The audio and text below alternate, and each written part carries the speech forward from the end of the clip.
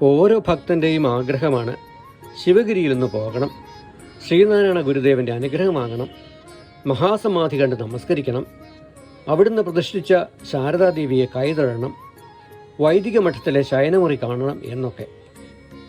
അതുകൊണ്ടാണല്ലോ ശിവഗിരി തീർത്ഥാടന കാലത്ത് ഇത്ര വലിയ ജനസഞ്ചയം ഇങ്ങോട്ടേക്ക് എത്തിച്ചേരുന്നത്.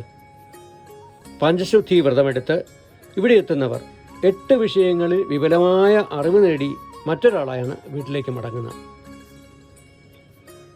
അതെ, അറിവും ശാസ്ത്രവും ദർശനവും സമന്വയിക്കുന്ന ഒന്നാണ് ശിവഗിരി തീർത്ഥാടനം. ഡിസംബർ 30 രാവിലെ ശ്രീനാരായണ ധർമ്മസംഘം ട്രസ്റ്റ് പ്രസിഡന്റ് സ്വാമി സച്ചിദാനന്ദ ധർമ്മപതാക ഉയർത്തി.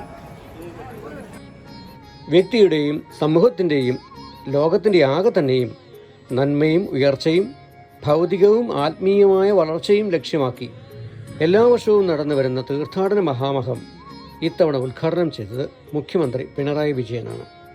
91ാമത്തെ സമ്മേളനമാണ് ഡിസംബർ 30 സമാരംഭം കുറിച്ചത്.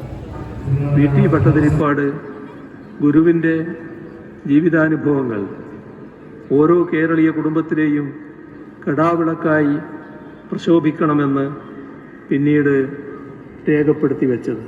ബ്രാഹ്മണിൽ നിന്ന് അയിത്തം ഏതാണ്ടൊക്കെ തുടച്ചു നീക്കാനായെങ്കിലും വിദ്വേഷവും വെറുപ്പും സമൂഹത്തിൽ നിലനിൽക്കുന്നു. എന്നാൽ അതൊക്കെയും സംഘർഷത്തിനും അക്രമത്തിനും കാരണമാകുന്നു. ലോകത്തിൽ കാണുന്നത് അതാണ്. 30 അടി അകലിയെ ഗുരുദേവ ദർശനങ്ങളിൽ ഊന്നിയ ജീവിതം നയിച്ചാൽ സമാധാനം പുലരും, ബ്രാഹ്മണന് മുഖ്യമന്ത്രി പറഞ്ഞു. ഈഴവനോടയിത്തം, ഈഴവന് പുലിയനോടയിത്തം.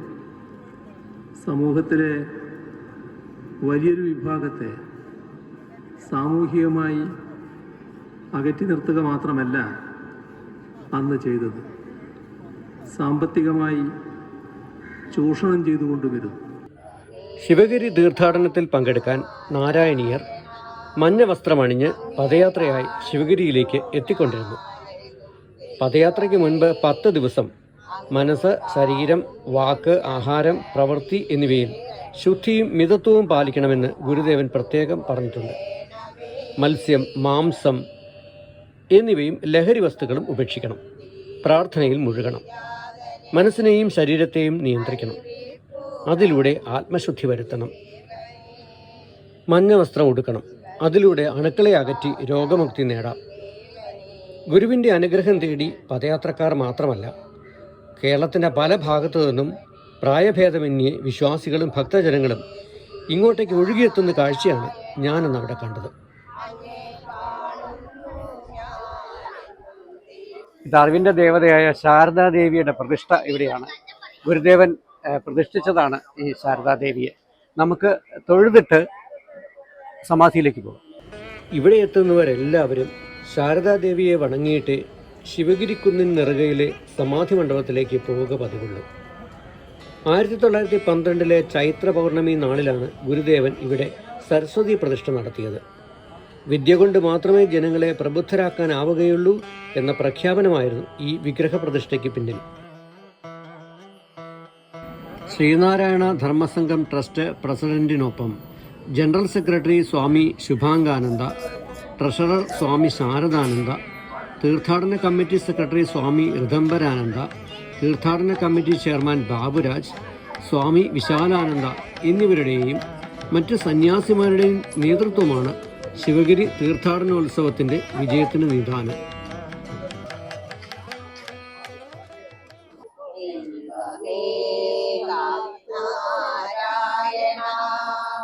അങ്ങേ കാണുന്നു ഞാനെന്നും ദൈവമേ, അങ്ങു കാരുണ്യം ഞങ്ങളിലേകണേ, അങ്ങു കാത്തുകൊള്ളേണമേ ദൈവമേ.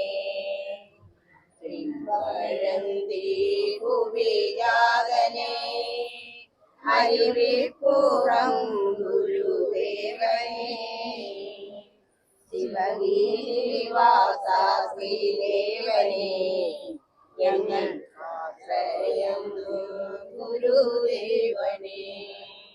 ഗുരുദേവൻ്റെ മഹാസമാധിയാണ് നമുക്ക് പിന്നിൽ കാണുന്നത്. ഞാൻ ഒരുപാട് തവണ ഇവിടെ വന്നിട്ടുണ്ട്. ഗുരുദേവ ദർശനങ്ങൾ എനിക്ക് എന്നെ വളരെ സ്വാധീനിച്ചിട്ടുണ്ട്.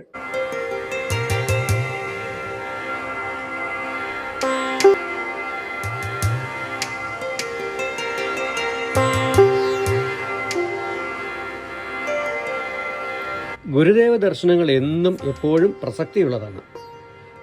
ഒരു കുടുംബം എപ്പോഴും സന്തോഷമുള്ളതാവണം, അവിടെ വഴക്കിന് തീരെ സ്ഥാനമില്ല എന്ന് ഗുരു പറയുമായിരുന്നു. മതമേതായാലും മനുഷ്യൻ നന്നായാൽ മതി എന്നതാണ് അദ്ദേഹത്തിൻ്റെ മതം. അവനവൻ ആത്മസുഖത്തിന് ആചരിക്കുന്നവ അവരെന്നെ സുഖത്തിനായി വരയണം എന്ന് ഗുരു കൽപ്പിച്ചു.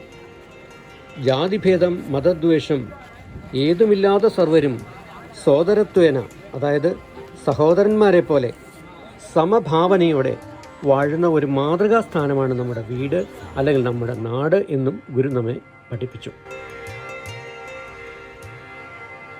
1932 പത്തനംതിട്ടയ്ക്കടുത്ത് ഇലവുംതിട്ടയിലുള്ള സരസകവി മുലൂർ എസ് പത്മനാഭ പണിക്കരുടെ കേരളവർമ്മ സൗധത്തിൽ നിന്നുമാണ് ശിവഗിരി പദയാത്ര ആരംഭിച്ചത്. P K. Divakaran, P V. Raghavan, P K. Kesavan, M K. Raghavan, K S. Sankunni എന്നിവരായിരുന്നു ആദ്യ ശിവഗിരി തീർത്ഥാടകർ. ഈ പദയാത്ര പിന്നീട് ശിവഗിരി മഠത്തിലേക്കുള്ള വലിയ തീർത്ഥാടനമായി പരിണമിച്ചു.